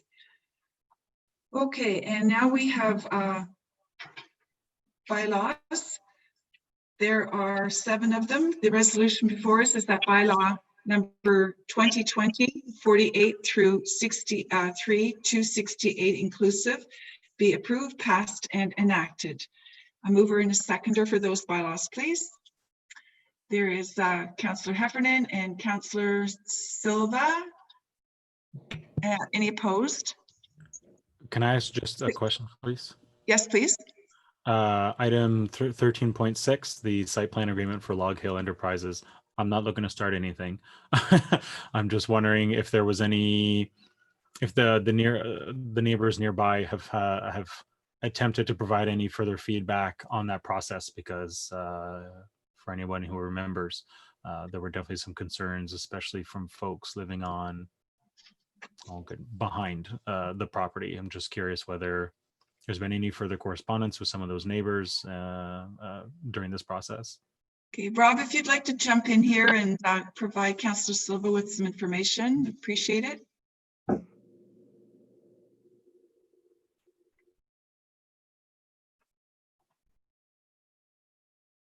Yep. Hello. Thank you. Through you, Madam Mayor, Councillor Silva. I have not heard any direct correspondence back from any of the residents, and I've been in correspondence.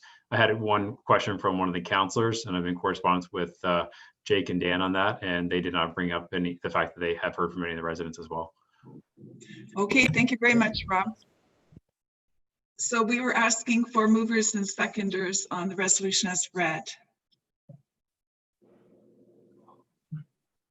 Is there a mover and a seconder? Councillor Arts and Councillor Scott, any opposed? Thank you, that is carried. Now we need to have a motion, please, to go into closed session. Deputy Mayor Brennan, Councillor Scott, any opposed? That is carried, and we can move into closed session. I think we have to ask for Ruth to come on now. Okay, we'll take a break. Okay, 5 minutes? Okay. 5-minute break.